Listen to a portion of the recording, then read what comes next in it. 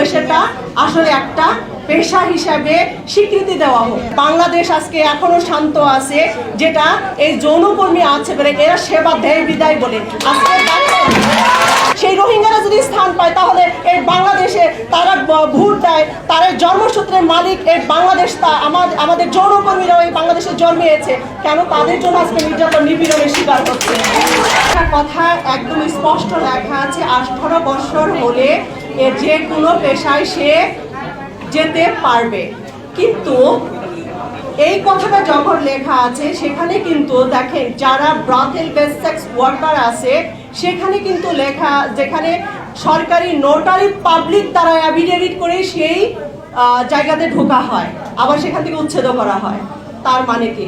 কারণ আইন আছে, আইনের প্রয়োগ নাই, এবং আইন যেটা আছে সেই আইনে আমরা চাই যে স্পষ্ট থাকুক যে যৌন পেশাটা আসলে একটা পেশা হিসাবে স্বীকৃতি দেওয়া হোক। এইটাই হলো আমাদের স্পষ্টভাবে বৈধ অবৈধ লেখা নাই, অবৈধ কোনো কথা উল্লেখ নাই যে না এই পেশাটা করলে অবৈধ বলে গণ্য করা হবে, এটাও কোথাও লেখা নাই। কিন্তু তাহলে কেন এই যৌনকর্মীদেরকে এরকম ভাবে তকমা লাগানো হবে? আপনারা বলছেন যে বাংলাদেশ সরকার অনুমোদিত যে বিষয়গুলো রয়েছে, অর্থাৎ কেউ যদি প্রতিযোগিতাতে ঢুকতে চায় তাকে আইনের মাধ্যমে আসতে হবে। এবং আমার প্রশ্ন হচ্ছে, আপনারা যারা বিভিন্ন জায়গায় ভাসমান রয়েছেন তাদের কয়জন আসলে এই আইনের আওতায় আসা বা তালিকা আছে একটা সুনির্দিষ্ট আপনাদের? আমি আপনার প্রশ্নের যেটা উত্তর দিব যে আপনার যারা ব্রথেলগুলো উচ্ছেদ করে দেওয়া হয়েছে সেই মেয়েগুলো কি এই বাংলাদেশ থেকে চলে গেছে, নাকি তাদেরকে ব্রাশ ফায়ার করে তাদেরকে মেরে ফেলা হয়েছে? তারা তো এই বাংলাদেশেই আছে। তাদেরকে যদি কোনো ব্রথেলে জায়গা না দেওয়া হয় তাহলে তারা কোথায় যাবে? আজকে তো তাহলে ভাসমান হবেই তারা।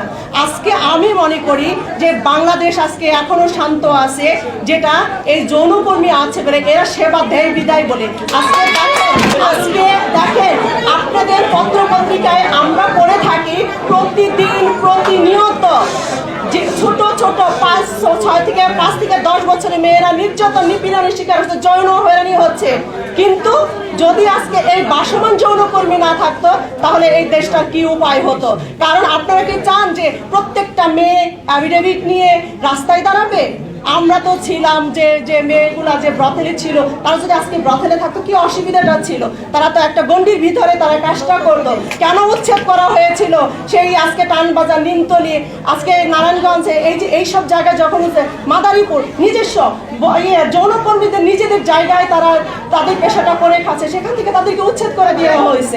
আপনার রোহিঙ্গাদের এই বাংলাদেশে স্থান হয়েছে, আজকে সেই রোহিঙ্গারা যদি স্থান পায় তাহলে এই বাংলাদেশে তারা ভোট দেয়, তারা জন্মসূত্রের মালিক এই বাংলাদেশ, আমাদের যৌনকর্মীরাও এই বাংলাদেশে জন্মিয়েছে, কেন তাদের জন্য আজকে নির্যাতন নিপীড়নের শিকার হচ্ছে? আমাদের এখনো বাংলাদেশে 11টা ব্রথেল রয়েছে।